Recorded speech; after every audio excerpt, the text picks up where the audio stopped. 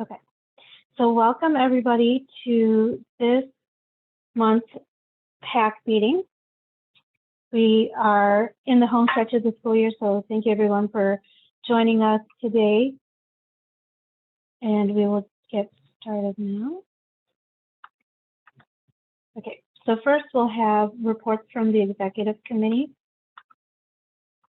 And I will start. We actually do have a lot of things that have been going on and upcoming events. So I will let the fellow executive board members and the committee chairs share some of the updates of what we have in store for the remainder of the year, as well as some of the things that we have been accomplishing the past month. So I just wanted to let everyone know we do have some things that we will be doing that will incorporate all of the students, both those who return on campus and those who will continue remote. So with that, I ask Kathy Williams to present any updates that she has. Hi, Maria. This is Kathy. I just joined, just got on. I don't have many updates at this time. I think what I would like to do is allow if any of the regional reps would like to discuss some of the things they're doing. I want to give them the opportunity to do so.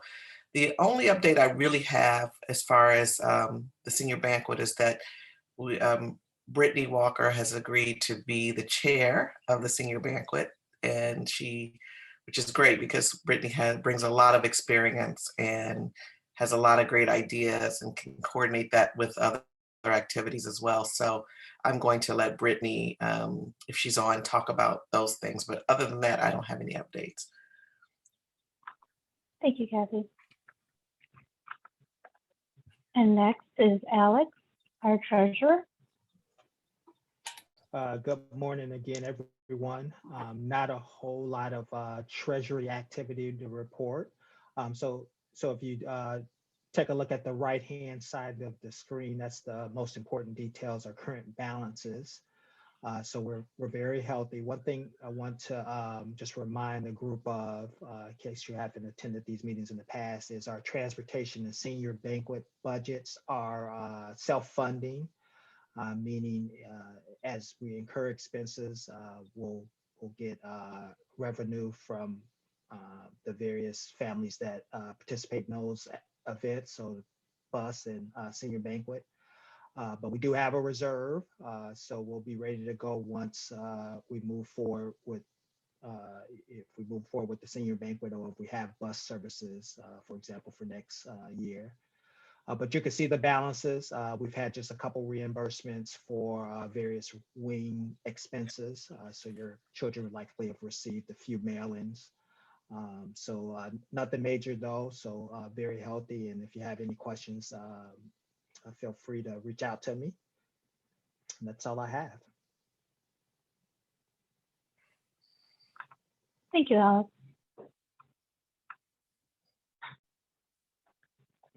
Next, we have Kyle, who is our secretary, but he is unable to join us today. So I will be sharing his updates on his behalf. So we are in the process of electing the executive board members for next school year. So we are accepting self-nominations right now through March 17th. So you have until Wednesday to turn in your nomination form. So feel free to scan the QR code or click on that link. Again, we will be sending out a reminder email as well on Monday to remind everyone to go ahead and nominate. So these are self-nominations. So if you know of someone that you think would make a great candidate for one of these positions, please feel free to email us at theimsapac@gmail.com.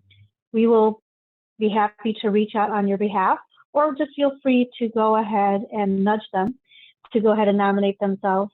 So the positions that are open for the 2021-2022 school year is president, vice president, treasurer, and secretary.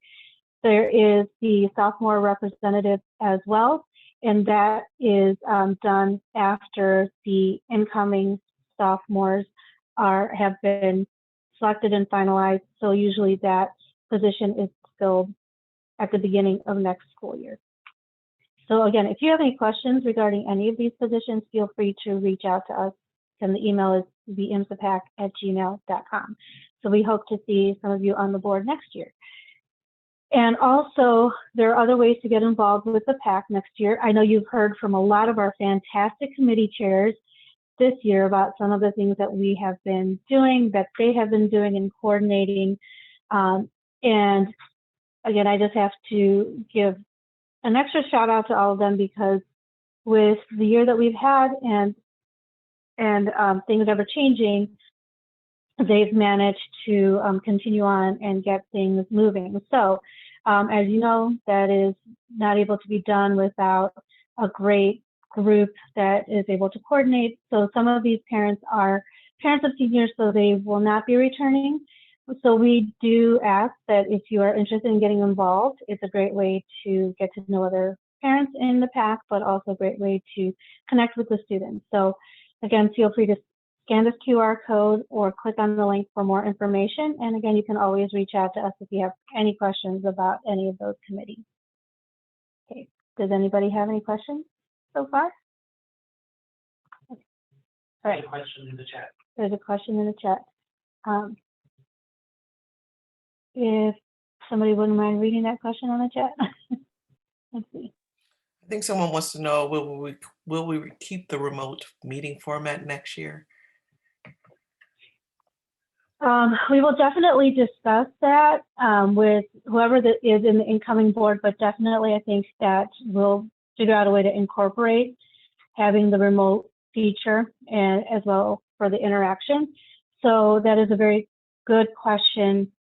And as you've been able to see this year, it's been very helpful because we have not only the committee chairs, but also the executive board that have come from all different areas of Illinois. So one bright spot with the Zoom meetings is that we've been able to engage more and have a lot more interaction with everyone across the state. So we definitely hope to continue incorporating the remote format next year in some form. So please, anybody that is interested that is not in the immediate area of IMSA, please don't think that that will affect you being able to be involved. There are ways for you to be involved, so feel free to reach out, and we'll be happy to have you on board. So thank you. Okay. Next, we've got Aldwin, our at-large member. I have nothing to report. Thank you, Aldwin.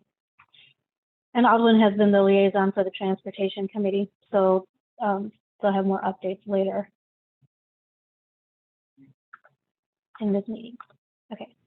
Next, we've got Kat Kazukas, who's our sophomore rep. Kat, are you on the call today?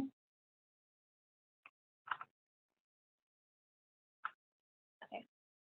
Not sure if she's on the call today, but she'll send out information and updates for parents of sophomores soon. Okay.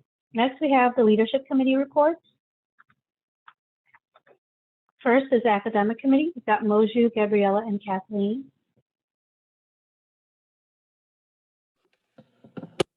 Maria, I don't see Moju on the call, but we don't have any update for this meeting.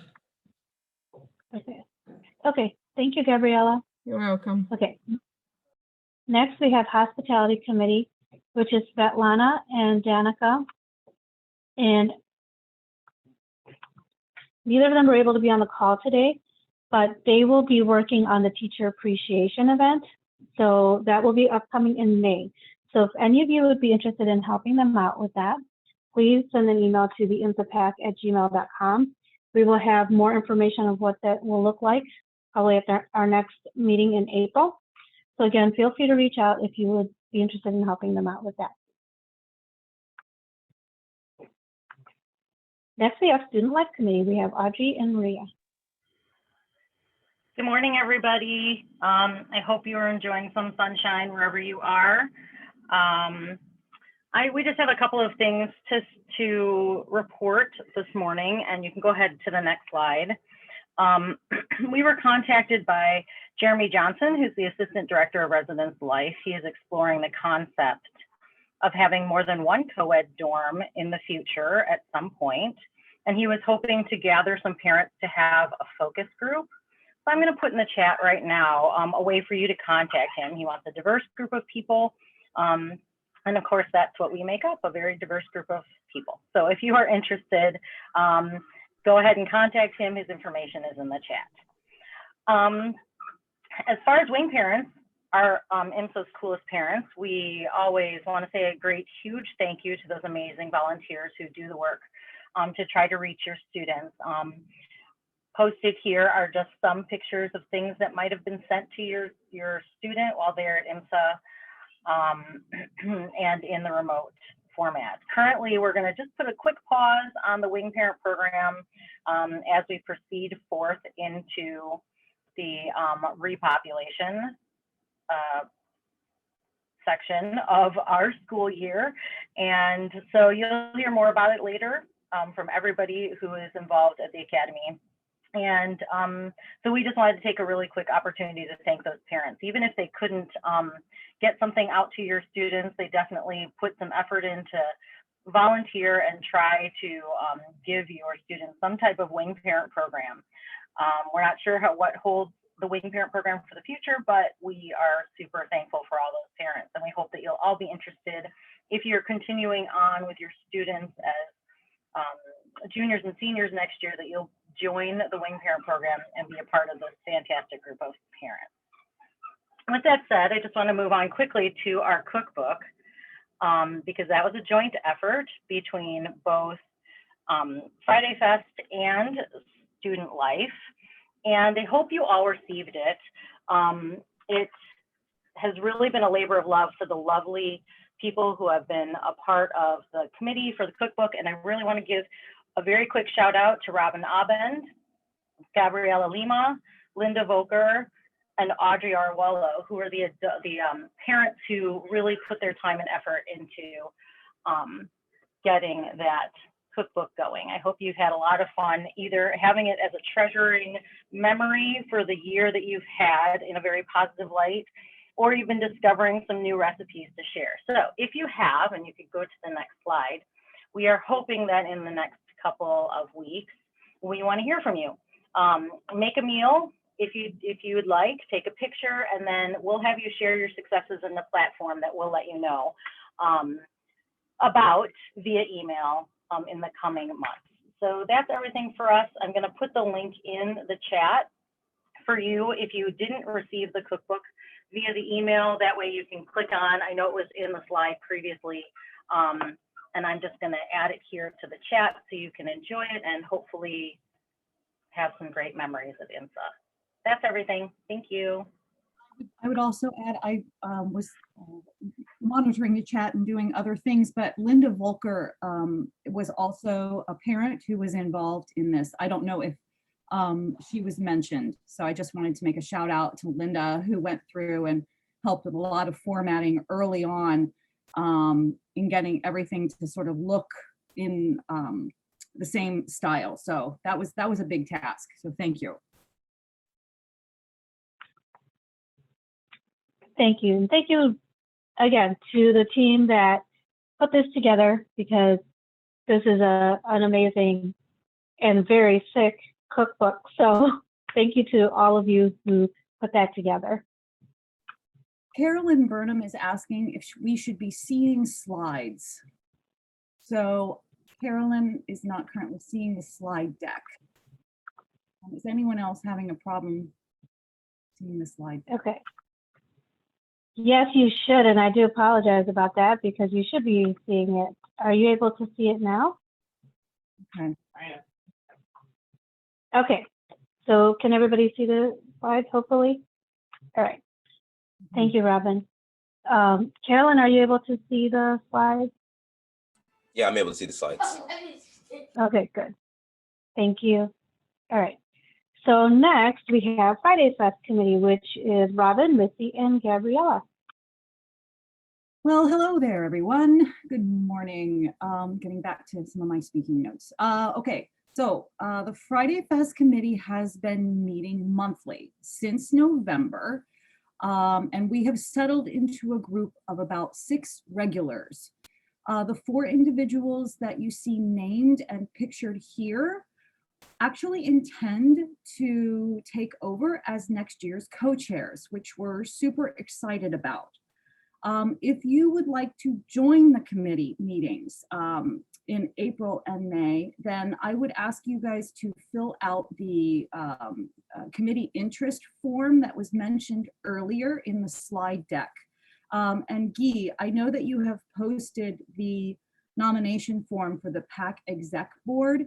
If you haven't already, can you also post the committee interest form? So I will be checking that over the weekend and periodically until after spring break. Our April committee meeting is currently scheduled for Tuesday, April 13th. We generally start those meetings at 7 p.m. and we try to keep them at an hour. Our May meeting is yet to be scheduled, but it will most likely fall within the first 2 weeks of May. So again, if you're interested in joining those committee meetings and getting sort of looped into communication threads, pop your name into that committee involvement form. Let's go to the next slide. So as we know, Friday Fest in its regular format is not functioning this year. But what we have done is utilize some of our funds to help out some of the student groups on campus. So IMSA as a state organization cannot directly purchase gift cards to use as incentives to build excitement or engagement in some of the activities that the students are putting together. So the IMSA PAC, however, can. And so we have leveraged our Friday Fest budget, a portion of it, to support the activities that the students are already putting together. And so we've done that through the month of February and a little bit of March with For the Love of IMSA, the Spring Festival Float Contest, and Clash of the Halls in the form of $25 gift card prizes that I can send electronically. Now, of course, because we're Friday Fest, most of those options are food oriented, and those establishments, Subway, Taco Bell, Domino's, and Starbucks, Panera, I selected those based upon the relatively large number of stores throughout the state of Illinois. Subway and Taco Bell definitely having the most number of stores in the state of Illinois. Another thing that we did was we sponsored prizes for a Pie Day contest that was held yesterday.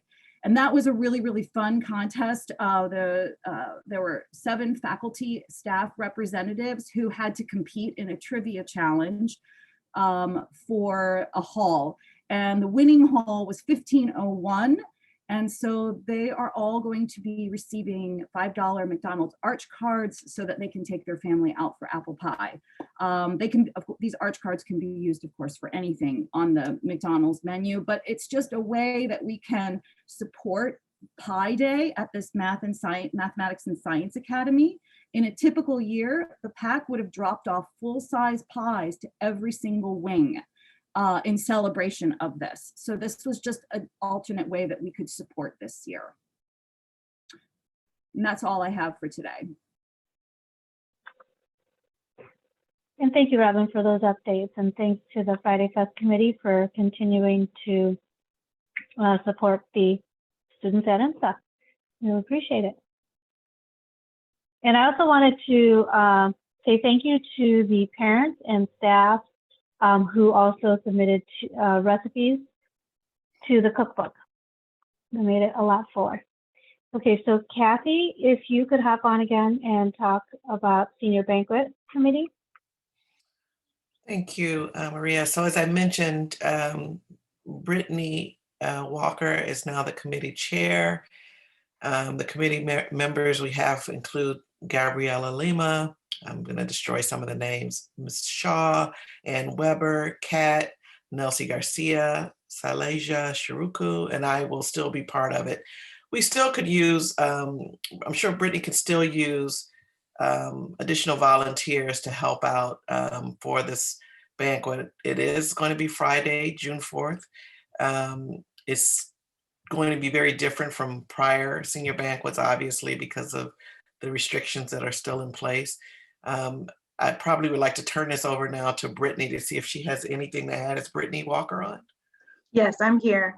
There you go, Good, Brittany. Hello. good morning, everyone. Directly following this meeting, I'll actually have a senior banquet kickoff.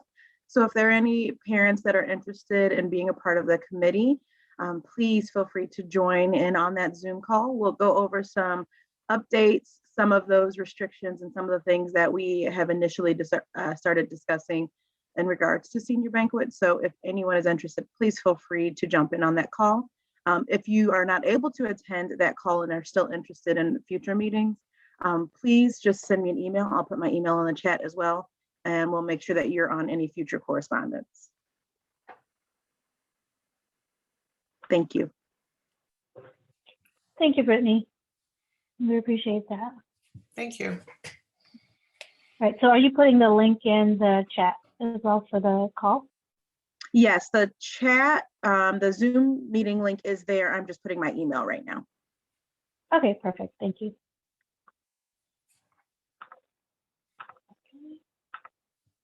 And next, we have Abhijit and Jill for the Transportation Committee. I believe Jill is on the call, but we have no specifics to report at this point. Is that right, Jill? Correct. No updates. Thank you. Okay. Thank you.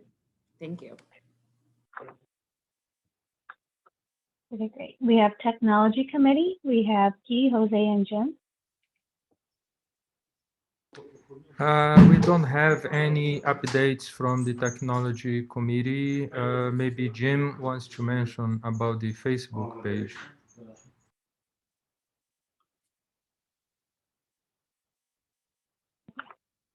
All right. So for those of you who are not in our Facebook group yet, there's a link there, or you could scan the QR code. And also the guidelines and rules are also on that link. Great. Regional representatives.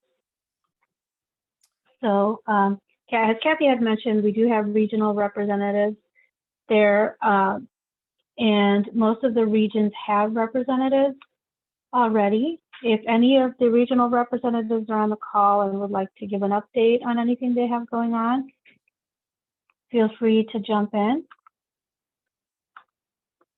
Okay. So go ahead. Maria, I just would like to just mention that we still need a representative for Region 2 and Region 4. Those are still open. Normally we would have a meeting after this meeting, but I'm going to be sending out a request to meet probably in the next week or so to bring all the regional reps together. So if anyone still is interested, just send me an email. I'll put my email address in the link in the chat. And, you know, we still could use help. Even the regional reps could still use help as well, because some of the regions are quite large. But I know that they're busy things are underway where some of them are actually trying to plan events. And now that the weather is getting better, I think there will be some things that will start to open up and happen. Thank you, Kathy. And one thing Kathy and I have been discussing is for the summertime, usually the regional representatives have organized meetups.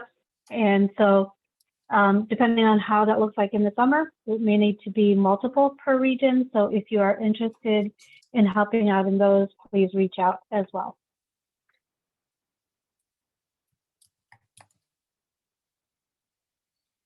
Next, we have updates from the College and Academic Counseling Department, the CAC update. So I will be presenting that. Julia is not at the meeting for this month. So what they have is for webinars and the CAC newsletter, the Comparing Financial Aid Packages webinar will be held on April 8th. So they'll be sending out an email closer to that with the information. Also, the Winter CAC newsletter is posted on the CAC website. And as far as meetings and testing goes, the 2021-2022 course registration process is completed. And all the students will see their 2021-2022 schedules on PowerSchool in July. And there won't be a SAT 10 test this year, and they are continuing to meet with juniors until the end of April. So with the college admissions process, they're not holding College Day this year. However, they are encouraging juniors to attend virtual college fairs organized by the Illinois Association for College Admission Counseling. And they can find the detailed information about it on their Naviance. So also college decisions for seniors will be available before or on April 1st. So she's asking for everyone to hold on just a little longer. Okay, so next, I'd like to welcome Pranav from Student Council, if he's on the call, to give us updates about Student Council.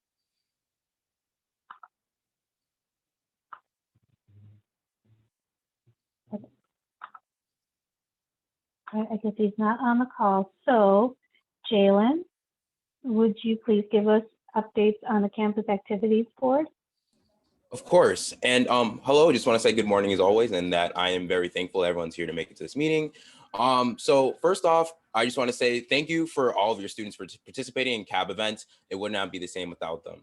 Recently, we just finished up our Spring Festival pretty much parade, which is about like a 60-minute video that was shown to all students on campus, where students who wanted to participate could show off a culture and then just talk about it, introduce some like dance, singing, food, or even just like, you know, a special like colors or like the traditions that go on during the parade. So that was sent out to your students and should be posted on the slides. I'm not sure if it is, but if it's not, that's okay. It can also be sent out to parents as well. Jalen? Yes? I do actually have it. We could play a few seconds of it. Beautiful. Yeah, we can just play for a little bit. So yeah, this is what all the students put together.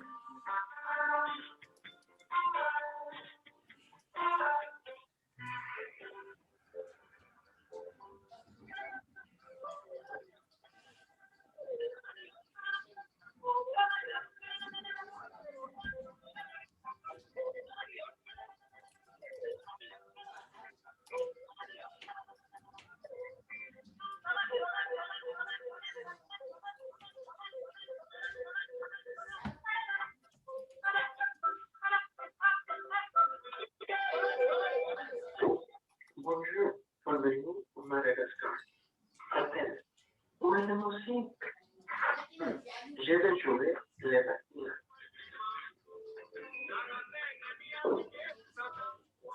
People Madagascar taking their clothes from over towards the summer.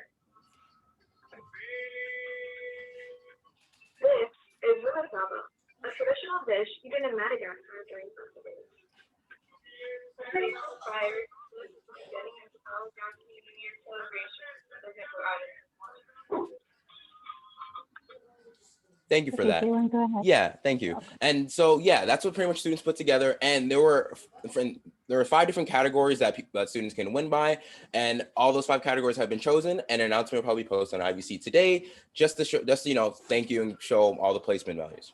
So that's for Spring Festival. Now, this week is one of the last prep weeks for Clash. So if your students have been, you know, at home, either like recording themselves for like movie, like playing like an instrument for like talent show, this is the week that most things are going to be due. So if you want to remind your students of that, that would be lovely. Then the week after that is Clash Week. So that's when students are able to participate in just competitions throughout the week to get them hyped and ready to go into spring break.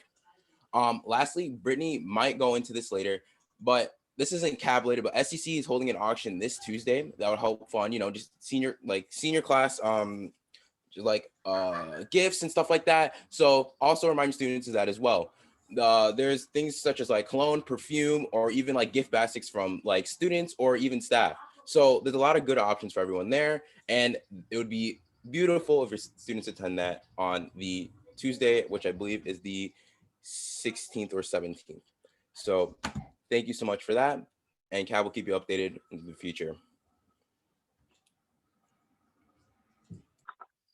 Thank you, Jalen, for all the updates. And when we send this out with the presentation, it should include the video. And Jalen, do you have a link to the video that's housed somewhere for the parents to be able to see it? Yeah, I'll go get it right now. Okay, great. If you could put it in the chat, that would be great. Thanks. Okay, great. And next we have Katie Berger from the Student Affairs Department. Good morning, everyone. Can you hear me? Yes. Okay, perfect. So today is a really significant day, and I'm not sure if anybody else has noted this on their calendar. Today is March 13th, and March 13th, 2020 is the last day that we had students on campus before we closed for COVID. And those of you with juniors and seniors remember that we initially said we're going to have an extended spring break, and then we're all going to come back together. And we quickly realized that this COVID-19 virus is much bigger and much more significant than we realize. And so sitting this morning, having coffee with my family and realizing that it has been a full year, that was a really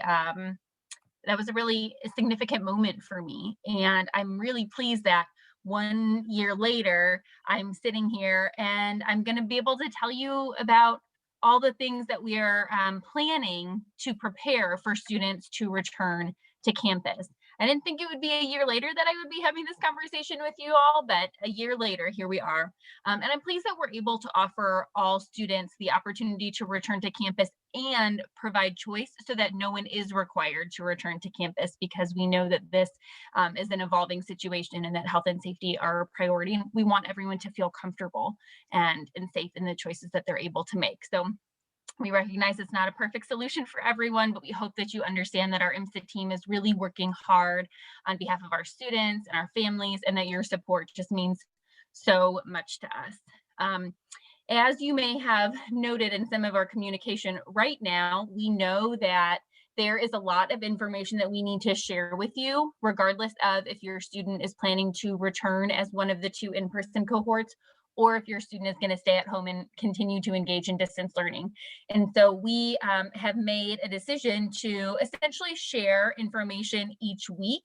That way it comes out with kind of a focused topic and in smaller chunks, so that you have the opportunity to review it, ask questions about it before we release the next little bit of information. So this past Monday, you received a video from Dr. Torres, just kind of providing an overview on what we've been up to in the last few weeks. And then there was also an email that was sent from me, which was really focused on residence life. So it reviewed sibling housing during repopulation. It shared that 1503 will not house students during cohort 1 and 2, and that 1503 will be the isolation, 1503C, excuse me, will be the isolation wing. Shared that we are transitioning 1507 to a co-ed hall for repopulation. A question has been, is that going to be a permanent transition? We're not sure yet. As you heard earlier, Jeremy is conducting some focus groups to gather some more information about if that makes sense for our campus community going forward. And right now for repopulation, that is the best way for us to ensure that we have space to safely accommodate all of our students and staff to be able to do so as well. Speaking of staff, we're in the process of hiring and training new staff members and providing additional training to our current staff. So I've gotten some questions about what additional training are you providing to your staff? One example is that we are actually this coming week providing recertification training for all of our residential staff in CPR and first aid. So some of it is retraining and recertifying in the things that we know we have done and will continue to do for our students. And then there are some new processes that our staff is becoming familiar with that students will be exposed to if they choose to return to campus. This coming week, we are going to share housing assignments for the remainder of the academic year. And so what I mean when I say housing assignments is it means which RC and wing community your student will be participating with. And this is important for students returning to in-person learning and students continuing with distance learning.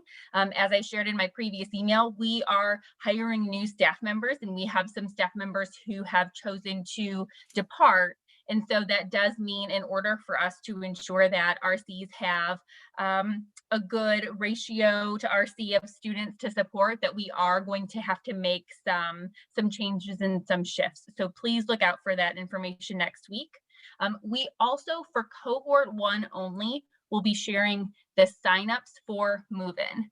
So if you're in cohort 1, keep your eyes open for your email this coming week, and you'll have the opportunity to click on the link assigned to your student's residence hall and select a move-in date and time that works best for your family. And again, those move-in dates for cohort 1 are April 5th, 6th, and 7th. We do ask that parents and students talk to one another, so that way you sign up one time. Sometimes we see that our students and parents will both take initiative and sign up. And if you can communicate on who's going to take the lead on that, that's always helpful for us. And if you sign up twice, we'll follow up with you and let you know. This coming week, all in the same communication, we're also going to release to you information about the repopulation orientation courses in Canvas. Those will be coming out this week. So again, that is what you can keep your eyes out for. Again, with all the information, even though we're trying to kind of space it out and make sure that you have access to great resources, we know that there are still questions. And believe me, we want to get your questions answered. That's always our priority. We want you to have the information that you need to support your student and to feel good about the experience that they're having at IMSA, and especially with so many new experiences that you have your questions answered. I do want to encourage, or maybe I should say re-encourage, because I'm sure I've said this before, and re-encourage you to visit the COVID-19 page on the IMSA website to review the many resources available. And I'll put the link in the chat in just a minute. On that page, it has all of the kind of major announcements that have been shared, but on the right-hand side, it also has the repopulation plan and addendum, a place to submit questions, and then a document where responses are updated. The majority of the questions that I have received have been answered in those documents. And so if you can take a minute, and it's actually, I should not say a minute, if you could take a few minutes, because it'll take you more than a minute, take a few minutes and review those documents. A lot of great information is in there and accessible to you. If you still have questions after you review those documents, or if you just want to talk, because sometimes you just need to talk to a real person, then call us. I'm going to just be honest that there can be a delay with emails. I know that I can say that for myself at times, just with the pace of our work right now. And sometimes it is the quickest way for you to get an answer or response to a question if you call us. So I will also, when I'm done chatting, include the Student Life office phone number in the chat, and you can call and talk to Minerva or I, or we can connect you with another member of our team to just make sure that your questions are answered. And we are going to host 2 live sessions to verbally share updates and answer questions live. Those will be shared in the email that's coming out this week too, but they're going to be held on Thursday, March 18th at 5 p.m. and Wednesday, March 24th at 8 p.m. We're trying to do a couple different days, a couple different times in the evening to be able to accommodate as many schedules as possible. So a great opportunity for you to come hear a little bit more about all the repopulation planning, and an opportunity for you to ask questions and get them answered kind of live and on the spot. The student affairs team, and Brittany's here, so I want to definitely give a shout out to Brittany, has been very focused on ensuring that our students, regardless of if they are returning to campus in person or staying at home, have opportunities for engagement with IMSA and with your peers. And especially, I know the seniors, we want to send you off right, and we want to be able to do some really wonderful things to celebrate you. So I want you to know that I've been so impressed with our team and the commitment to say, okay, well, what can we do for our students who are learning at a distance while we have students on campus? And if we're able to do this for our students at a distance, what can we do to support our students who are on campus? And I think that is really a testament to the amazing staff that we have and how much they really care about your kids and how much they're really dedicated to making this year, the end of this year, just as positive as it possibly can be.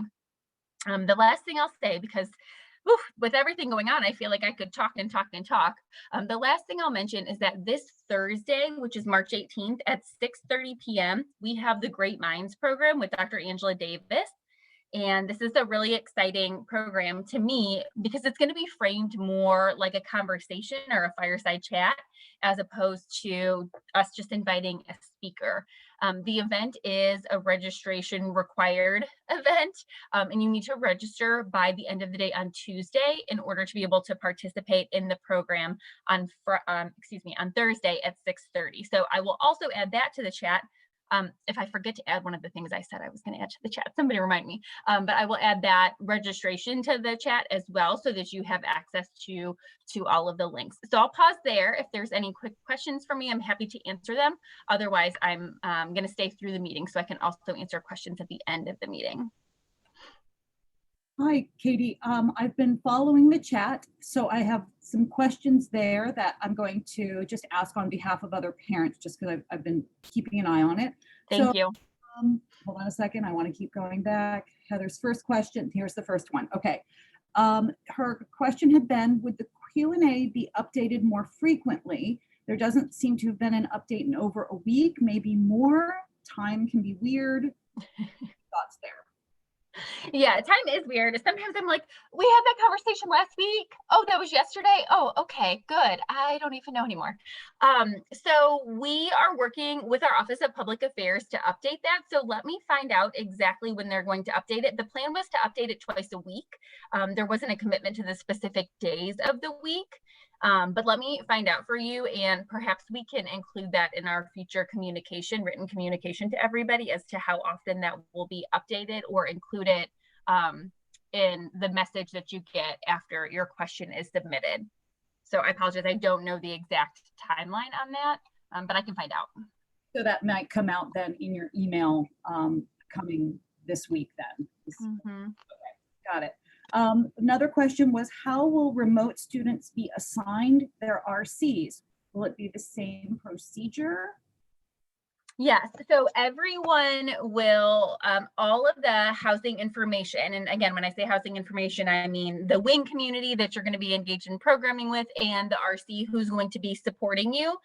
All of that information, regardless of if you are going to be in person or in distance learning, will be updated this coming week. And you'll receive an email that says, hey, check PowerSchool. This information is updated for you there now. So the email won't, it'll be an email that's general that goes out to everyone that is either in cohort 1, in cohort 2, or who has opted out and engaging in distance learning. So essentially there's 3 separate emails going out, but there'll be general emails to those communities. And so you'll have to actually, once you get the email, log into PowerSchool to verify the information specific to your student. Get forward. So there was a question about, will the email be sent on Monday this week? I think that's the email about probably the links and so forth, not necessarily the one about RCs. So being totally honest with all of you, we are committed to sending an email every week with information. We are targeting sending it at the beginning of the week. I would love to say that it's always going to be to you on Monday, and to be totally honest with you, thinking about this week's, we have to ensure 2 Canvas courses are posted and ready to go, that there's no glitches with IT and uploading all of the housing information into PowerSchool. There's always like a number of factors. So we're always going to aim for the beginning of the week. And there are a number of factors that all kind of have to line up and just be ready to go. So look on Monday, and if it's not there, look again on Tuesday, but we're targeting the beginning of the week.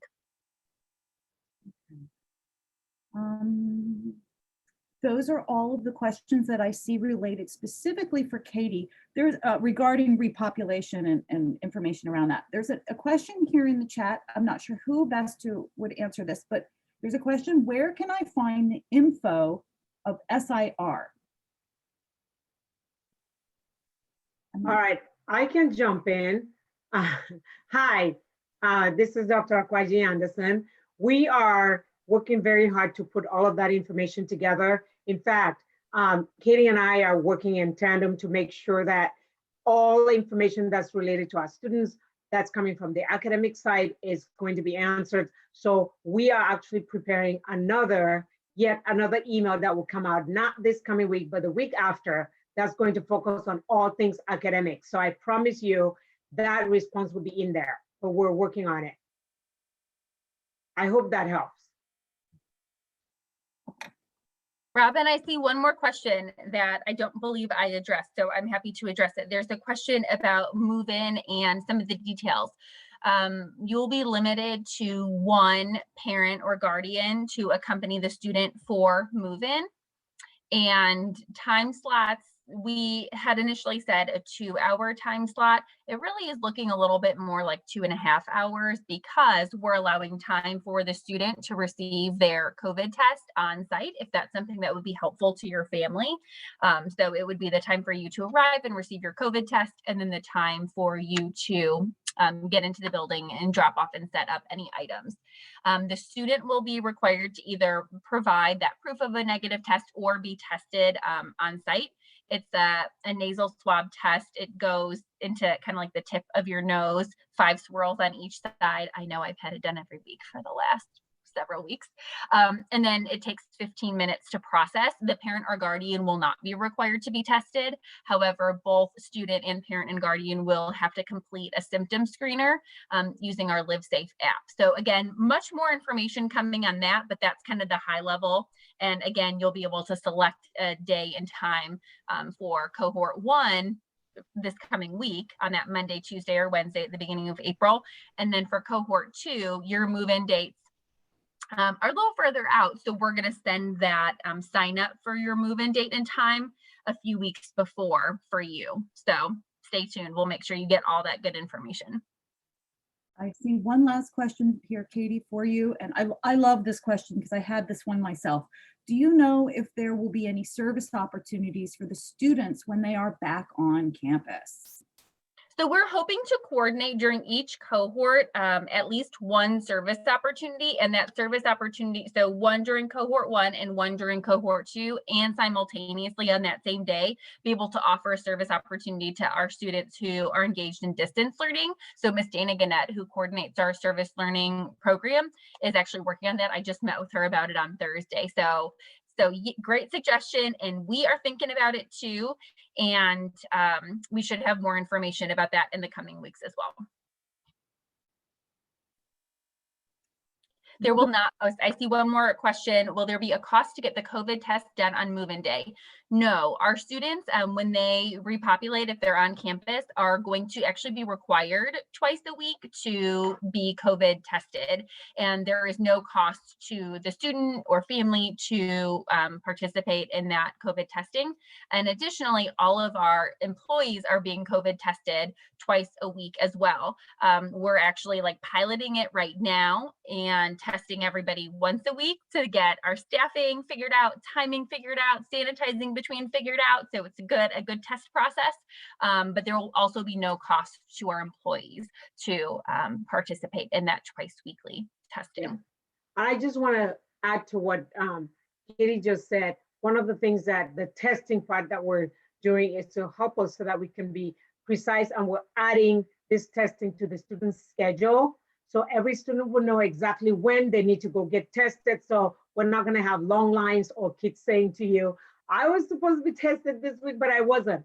We're being very intentional about it. So we'll have it on the student's schedule. They'll know exactly when they're going to get tested and when they're going to be eating lunch. We're going to tweak the Titan crew schedule a little bit. And we're going to have the kids, we'll have some of them actually doing their Titan crew, for example, on Mondays and Thursdays, then another group on Thursday and Friday, because we want to be able to fit all of this into the schedule. So just wanted to throw that in there too. There's one more question. Are students allowed to come home during this 2 months period? During the cohort, each cohort is roughly 3 weeks, I'll say. And during the cohort, if you are opting in to participate in the cohort, we are asking that you stay on campus. We want to, as much as possible, create that bubble for our students, and we want them to really be able to maximize their time with their peers on campus as far as engaging in academics and peer academic support, but also all of the fun things. You know, they have been at home and they've missed out on that IMSA community experience on campus. So we're going to pack as much into those few weeks as we can. So we are asking that students stay on campus for the duration of their cohort experience. And if you have an extenuating circumstance, then that request would go to Dr. Torres as our president. He is the only one reviewing or approving any exceptions to that kind of expectation that students would stay on campus for the duration of the time.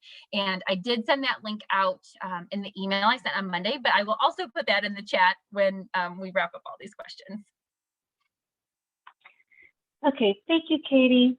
And we'll have possibly a few more minutes at the end for more Q&A. But good. I wanted to also give time to Dr. Comfort if she would like to share any kind of updates. So thank you very much. All right.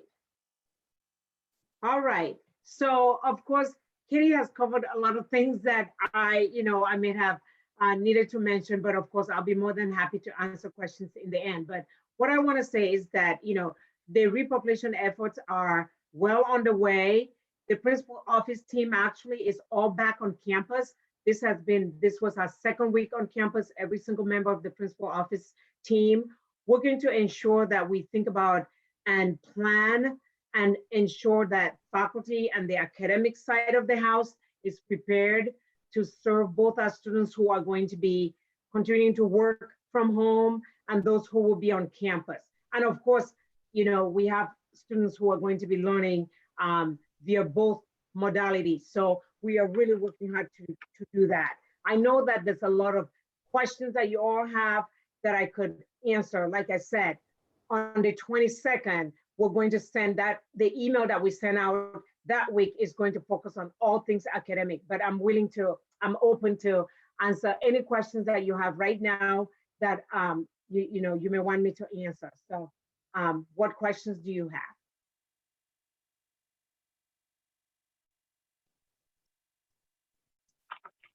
And for those who have questions, feel free to unmute and ask them. Or if Robin or if someone can read them from the chat, that would be great, because I'm not looking at the chat right now, but I would like for someone to, if there are questions on there that you want to read, and I can see if I can answer those for you. So there is a question. Oh, go ahead. Go ahead, Robin. So a lot of these questions are still related to repopulation and so forth. So, sorry, I'm going back, and I'm not sure if this is the platform section for Q&A that that Maria Ramos was mentioning. Are we coming back around to all the questions in the chat? Well, Dr. Comfort, is there anything else you wanted to share? Or would you like just the questions and answers right now, or do a Q&A right now?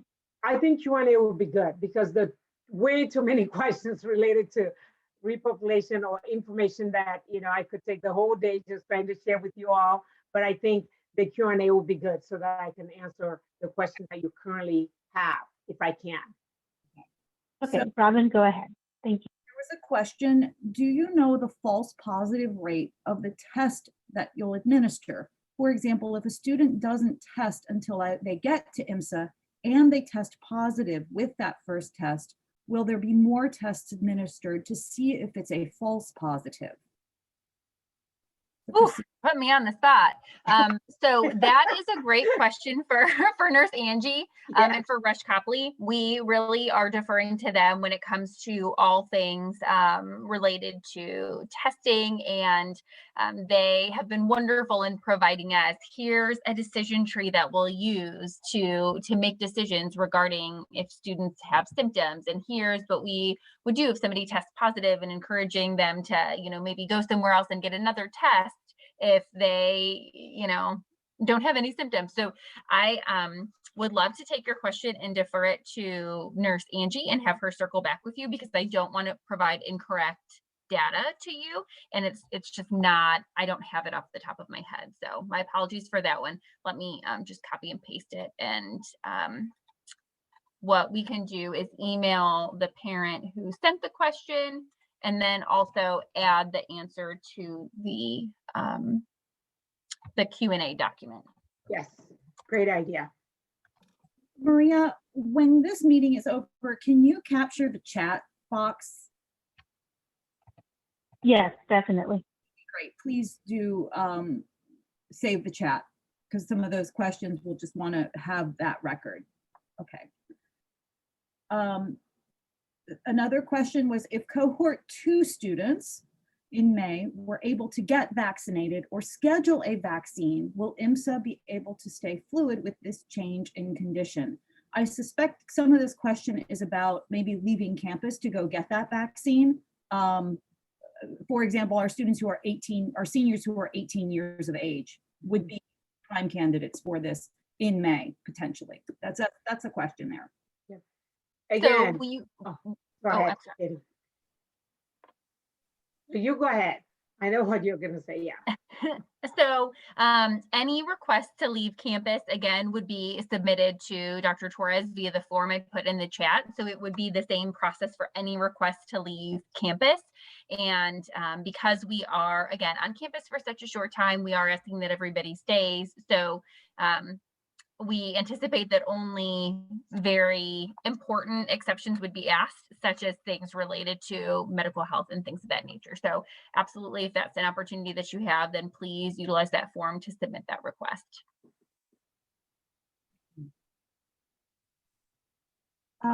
Question about a demographic breakdown for those returning versus remote. So kind of maybe a regional report might, or something like that. Oh, you know, there hasn't been any, that's the first time that we've been asked to share anything like that. And I'll be honest that we haven't had that conversation. Yep.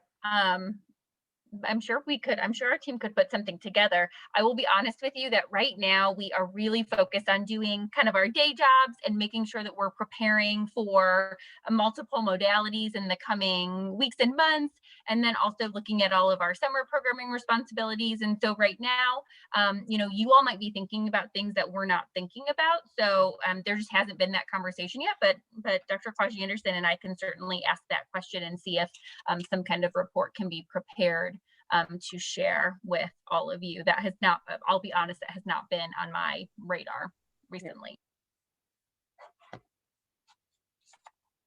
For move-in specifically, does move-in happen during regular work hours, or will the time slots go into the late afternoon, evening hours? So stay tuned until early in just a couple days, and there will be information about that, about the time slots that are available and about who to contact if you have questions about times outside of what is available.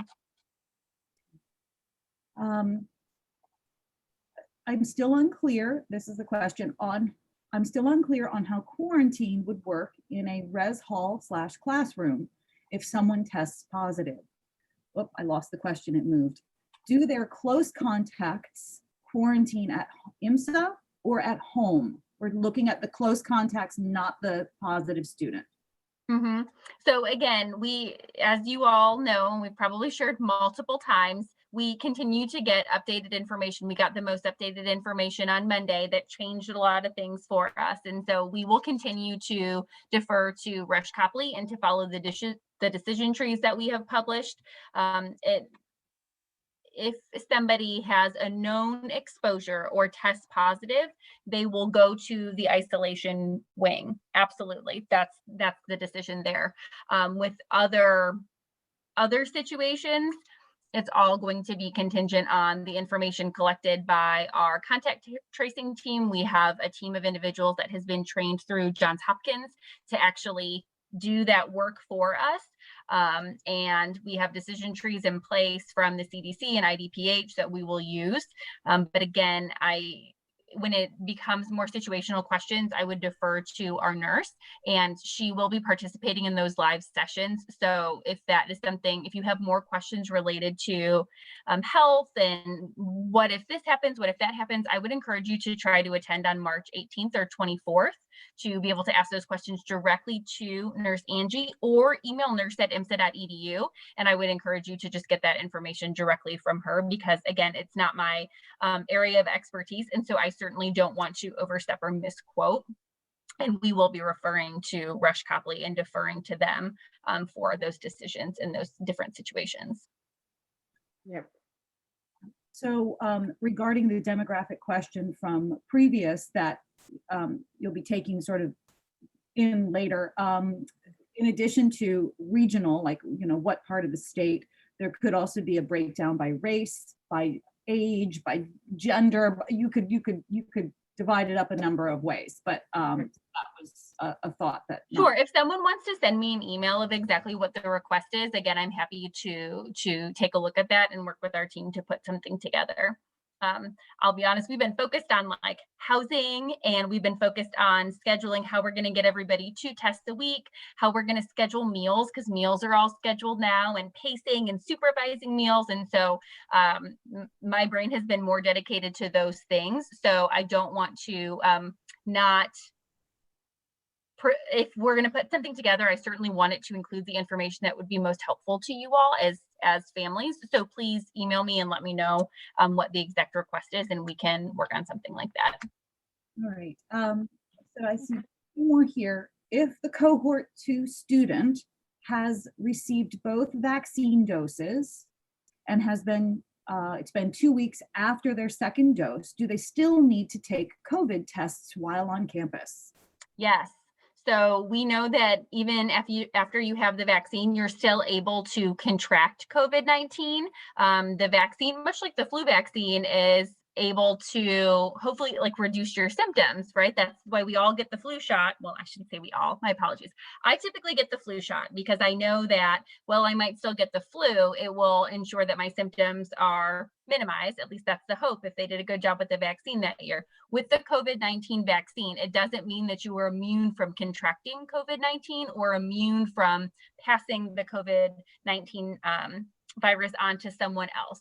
And so I, for example, am lucky enough, IMSA was able to coordinate for us as all the employees to be able to get the vaccine. We got our first dose, and our second dose is coming up. And we will still continue to be tested because we could still test positive and we could still pass the virus on to other people. So yes, that's a very long-winded way of saying yes, even if you have the vaccine, you will continue to be tested twice a week. Thank you. If you're on campus. Mm-hmm. So another question here is, how many students? Oh, Robin, I'm sorry to interrupt you. So after this question, we will wrap up the questions so that we can be mindful of the time for the speaker series. But definitely, if you do still have questions after this, please put them in the chat. As Robin had mentioned, we will save the chat and forward any of those questions on to Katie and Dr. Comfort so that they can address those after this meeting. So go ahead, Robin, with the last question. This will be the last question. How many students per room? Please go ahead and answer that as maybe classrooms and dorm rooms, because I'm not sure which question. Yeah. Okay, I'll start with the classroom part. That is a question that I can answer, but it depends on the students. We're actually working on that. We have this elaborate spreadsheet that has all the students' names, what classes they're taking, and who is coming to campus. So there's a lot of factors involved in answering that question. But once again, I will have that information for you on the 22nd when we send that out. But we have the spreadsheets, and we had to look to see who opted in, what classes do they have, and that determined you know, who is going to be in what classroom. But I can tell you that we have right now, considering a minimum of about 7 students in a class. And so, yes, that question is loaded, but I promise we will provide some answers for you next week or the week after. The residence halls question is easy. It's 1 student per room. Thank you, everyone. Yes, thank you everyone for all of your questions. Thank you to Katie Berger and Dr. Comfort Akwaji-Anderson for taking the time this morning to answer those questions and to share a lot of information. And as they both mentioned, be on the lookout for the emails that will be coming out from them with more information. And as we stated, we will share the questions that have been asked in the chat with both offices. So with that, and thank you very much, Robin, for moderating the chat and bringing forth the questions that have been asked. Truly appreciate it. So with that, I would like to introduce our speaker, or actually, let me just wrap up a couple things for our meeting today, which is our upcoming PAC meeting date. So hopefully you all have found value in the meetings that we've been having on a monthly basis. So besides this year, we know it's been helpful this year with things ever changing to have all this information, and we've really welcomed having the different pieces from the student groups as well as the school departments coming in and sharing information. So we hope that this will be ongoing as well. So our upcoming PAC meeting dates for the rest of the school year is next month is Saturday, April 24th, again at 10 a.m. And our final one for the school year will be on Saturday, May 15th. So at that meeting, the incoming executive board will be announced. So be on the lookout as well for emails from us regarding voting for the executive board. And then again, the announcement will be in May. So if you have any questions, feel free to email us. We will be glad to forward any of the emails that we may not know the answer to, if it's in regards to the school, to them. But if you have any questions regarding the PAC, feel free to reach out. And also feel free to visit our website on IMSA's website. The cookbook link is on there, as well as we will have links to this meeting once we have the recap on there as well. So with that, we covered a lot of questions. So next I would like to introduce Susie Lee, who is IMSA's counseling intern, and today she will be sharing how to assist your students with motivation and focus during remote learning. So Susie, are you ready? I am. Am I able to share my screen? Yes, let me go ahead and good morning, early afternoon to everybody on this Saturday. Okay. All right, great. You should be able to do that now. Okay, let's see.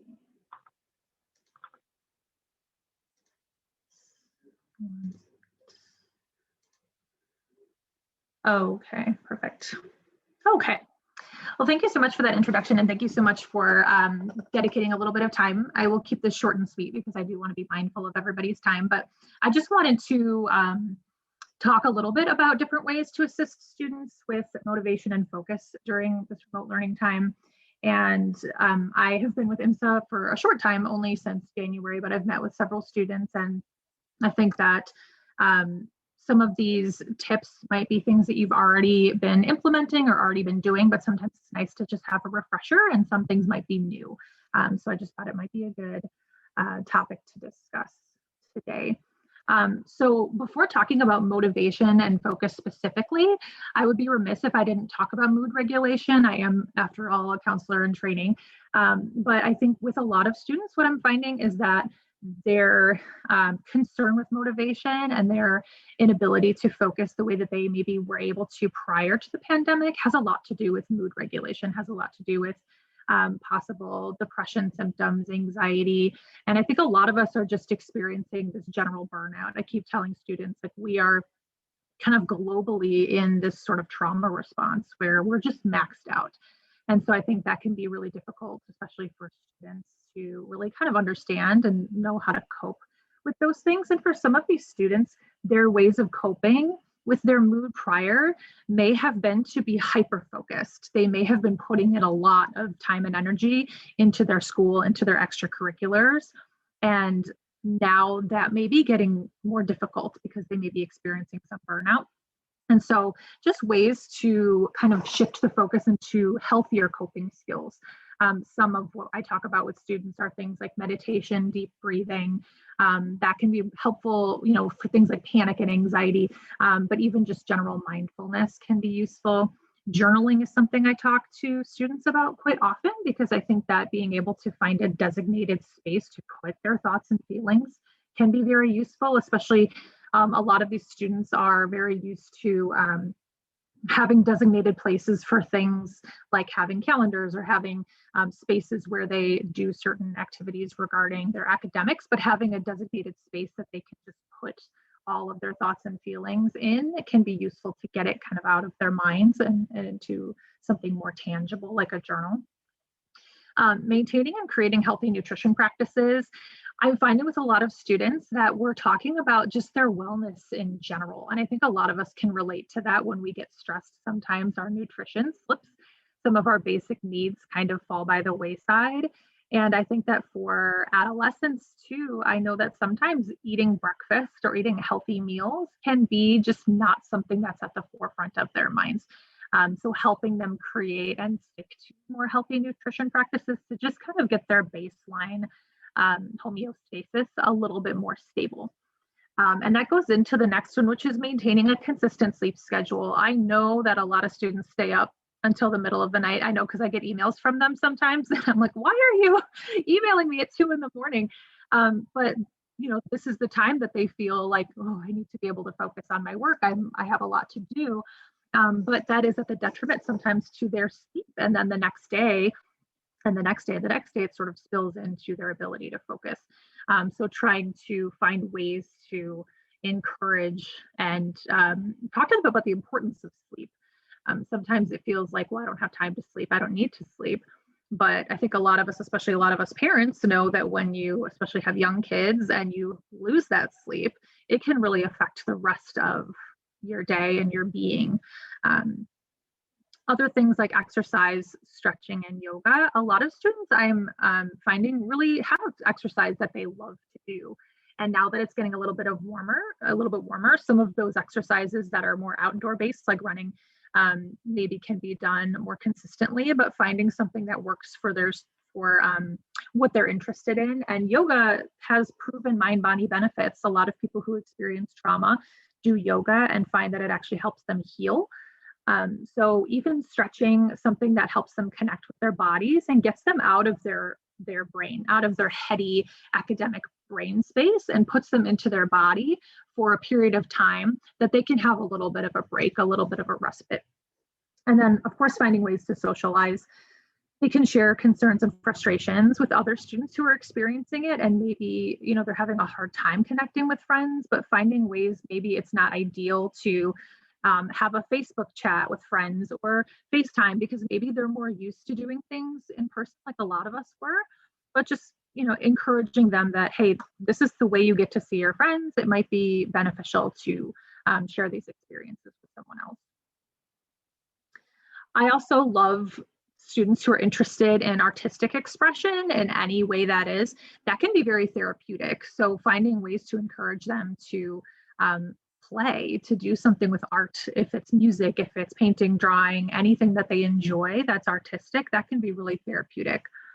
And then the last part here under mood regulation is just being open to having discussions with your students about their anger, sadness, grief, stress, and, you know, just allowing them that space to process. I think sometimes they just need that. And if they don't have friends around who they can talk to, sometimes it's a matter of whoever's there who will listen.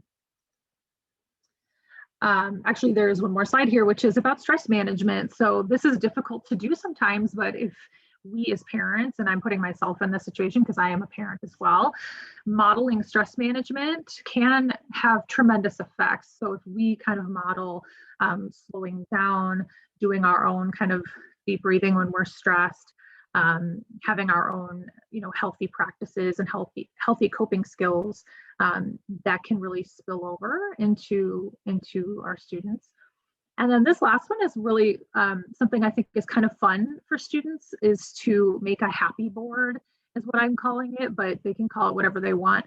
I say find either an Instagram, make an Instagram album, have something physical, have a photo album on your phone, put things in there that make you smile and make you happy. If it's a YouTube playlist, something that the student can go to when they're feeling really stressed, and it will just help them visualize a calm, happy place. They're so visual, and having something that's accessible, like on their phone, I think can be a really great way to just kind of shift their mindset, even for a short period of time. So now getting into motivation specifically, one thing is, I think a lot of students have really high expectations for themselves, and helping them with things like setting boundaries. So creating realistic expectations, but also knowing when are your designated times to do certain things. It can be very overwhelming when there's a lot to do, and sometimes students don't necessarily have the awareness of knowing, like, this is when I cut this activity off, this is when I do these certain things. So helping them maybe with setting boundaries can be useful, and including relaxation and decompression time. Helping them realize that that's just as beneficial, that you need downtime. You can't be go, go, go. No one can 100% of the time. And so letting them know, like, it's okay to schedule in some relaxation time. That's okay. I've also been telling a lot of students to look at their master list the night before only. And by that, I mean, if they have 15 assignments due in a week, sometimes I'm finding that every day they'll talk about looking at all of what they have to do, and it's very stressful to think of, I have all these things to do in an entire week, and I'm looking at my next 12 to 16 hours. I can't possibly do all of that today. And so I tell them, look at the master list the night before and pick out what you can reasonably do the next day. And I'll go into that more specifically a little bit later, but I think for any of us, looking at what we have to do in an entire week in the morning can be really overwhelming. And so planning it the night before, so when you wake up, you're fresh and you only have a small amount of things to do versus thinking way too far ahead, that can help. Also incentivizing them if there's a reward for getting certain assignments done, helping boost their confidence, congratulating them when they get things done, and helping them acknowledge their success. Hey, that was really stressful, that, all these assignments that you had to do this week, I could see that was taking its toll on you, but you got it done. Take a moment and just acknowledge the hard work you put in. Sometimes it just feels like it's just what has to be done, and they're not sitting with their own successes. But that's been proven to be a motivator to continue working, is acknowledging that you have been successful.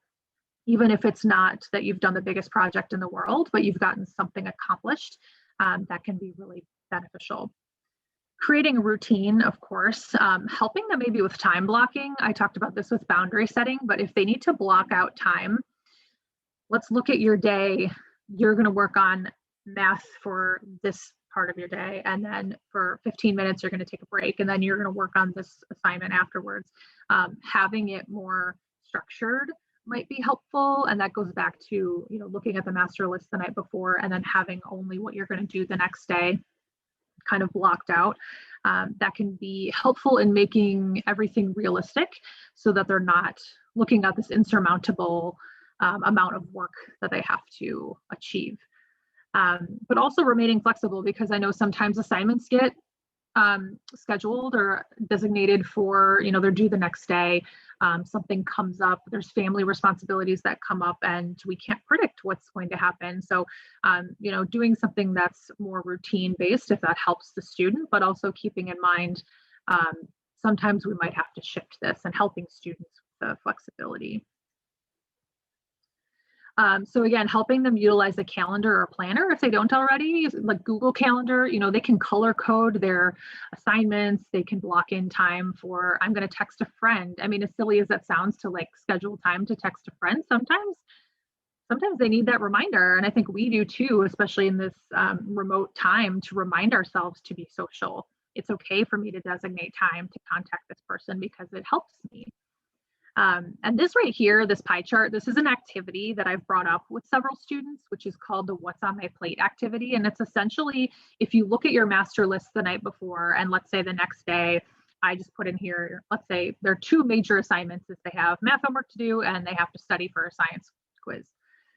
Let's look at your day. What can you realistically accomplish in one day? And so the idea of the exercise is that you draw it like a dinner plate. And so this is what's on my plate. Anything that's not on my plate, I don't eat, is kind of the metaphor. But what they're doing is they're looking at, okay, math homework is very important. It's going to take up a lot of time. Studying for my science quiz, that's important. The rest of the assignments aren't due until several days. As much as I would love to get them done, I realistically won't have time. So it doesn't go on my plate. Factoring in things like exercise, talking with friends, looking at them as a whole person. So this is what I encourage them to do, is take you as a whole person and what's important to you. Do you have an exercise that's important to you? Is it some extracurricular activity that you're going to do that day? Look at your day and look at you as a whole person and think, what can I reasonably do, and put that down on your plate. I tell them, like, draw it like a plate, write it as a list, do what makes sense for your brain, but that's it. Whatever's not on your plate, you don't eat that day. You don't do it unless you've done everything and you actually have time and space to do those things. But don't worry about that other stuff, because that's tomorrow's plate or Thursday's plate. And as kind of basic as this sounds, to kind of draw it out that way, sometimes the visual is really useful. And I think just making things manageable, digestible, can go a long way to help with motivation, because instead of looking at, I have 15 things to do in a day, actually, if I look at this, I might be able to get this stuff done. This doesn't seem as insurmountable. So that's an activity to maybe encourage with students. And then the last thing is family bonding, I think, can be really important with helping students with motivation, because just like the mood regulation piece, just doing things that help them feel connected. And I think we all, that's a benefit for some of us, and for some of us it's hard, to be home with our families a lot during this pandemic. But part of that family bonding is also helping them with these boundaries. And so disconnecting from social media, sometimes they need to set an app limit. Maybe we're going to do something as a family tonight. We're going to disconnect, set a limit on your phone. You are only allowed to look at Instagram for an hour or 30 minutes. What's reasonable, what works? Let's set a limit on a game that you're playing on your phone to de-stress. I want you to be able to de-stress by playing this game, but we don't want it to spill over until you've done that for 3 hours today. So let's set an app limit.